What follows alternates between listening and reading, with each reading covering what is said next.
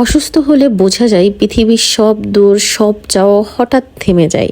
টাকা, কাজ, মানুষের কথা সব তুচ্ছ মনে হয়, শুধু নিজের শরীর আর শান্তিটাই তখন সবচেয়ে দামি থাকে। আজকে আমি 17 দিন পর মানে দিনের আলো দেখতেছি, এটা যে কি ভালো লাগতেছে এটা আসলে বলে বোঝানো যাবে না।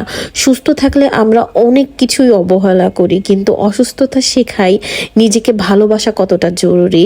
এই সময়টা দুর্বলতা নয়, এই সময়টা নিজের যত্ন নেয়া।